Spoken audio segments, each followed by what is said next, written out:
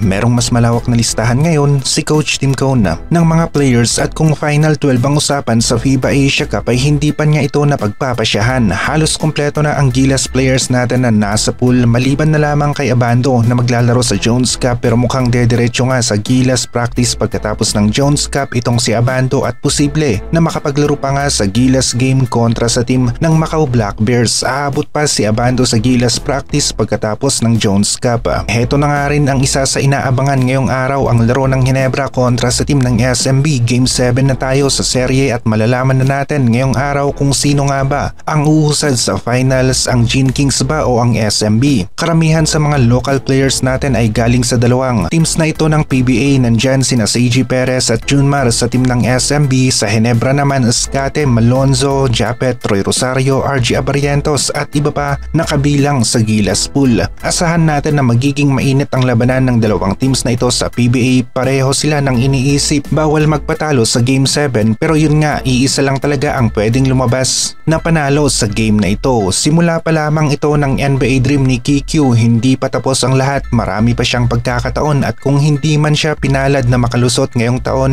na mapabilang sa isang team na maglalaro sa NBA Summer League ay posible naman na sa susunod na taon ay mapabilang na ito. Hanggat sinusubukan nga ni KQ na umabot sa NBA, ang posibilidad na makapasok siya ay nandyan pa rin at hindi nawawala. Mawawala na lamang ito kapag huminto na siya. Sumasang-ayon ang pagkakataon ngayon dito kay Renzo Abando. Marami ang nagbubukas na oportunidad sa kanya. Una na dito ang strong group na kung saan maglalaro siya sa Jones Cup. Dedepensahan nila ang kanilang championship title. Sunod ay ang pagkakasali nito sa Gilas pool na posibleng umabot hanggang sa FIBA World Cup qualifiers at hindi nga malayo na makita natin si Abando na naglalaro sa Gilas team sa hinaharap. Lumabas nga rin ang usap-usapan na mukhang isa sa option ng Anyang itong si Renz Abando dahil balak na nilang i-terminate ang kontrata ni Javi. Isa pang option ni Abando para sa 2025-2026 season ay ang PBA draft at kung naging maganda pa ang laro niya sa Jones Cup ay baka mas dumami pa ang pagpipilian niya ng mga teams sa iba't ibang liga, dadagsa ang mga offers kapag nagkataon. Ang sigurado lang sa ngayon, maglalaro si Abando sa Jones Cup at kasali siya sa Gilas pool. Pagkatapos nito ay malalaman na natin kung saang liga siya maglalaro. Aminado naman si Dwight Ramos na meron talagang epekto ang pagkawala ni Kai sa lineup ng Gilas. Nadidehado sila ng konti sa loob ng paint pero may laban pa rin naman ang Gilas dahil nandyan sina AG Edu at Junmar Fajardo at hindi pa rin natin alam kung ano ang mangyayari sa araw ng laro mismo. Baka magkaroon ng mainit na shooting ang Gilas, mataas ang kanilang accuracy at maganda ang takbo ng kanilang depensa, mga bagay na makikita na lamang natin sa laro na mismo. Kaya naman buhay na buhay ang chance ng Gilas na manalo sa FIBA Asia Cup kontra sa malalakas na teams kagaya na lamang ng New Zealand at iba pa. Tyrell Harrison ng New Zealand na hindi napigilan si Kai Sotto noong FIBA Asia Cup qualifiers ngayon ay maglalaro para sa team ng Denver Nuggets sa NBA Summer League. Isa ito sa anggulo na kung hindi nga lang injured si Kai ay posible na naglalaro na siya ngayon sa NBA Summer League, lalong-lalo na nga at napaka-consistent ni Kai Sotto sa FIBA at sa Japan B1B League. Magaganda ang kanyang stats at laron at nananalo pa ang Gilas kontra sa malalakas na teams kapag naglalaro si Kai. Idagdag pa natin na pinanis nga niya si Tyrell Harrison sa FIBA Asia Cup qualifiers.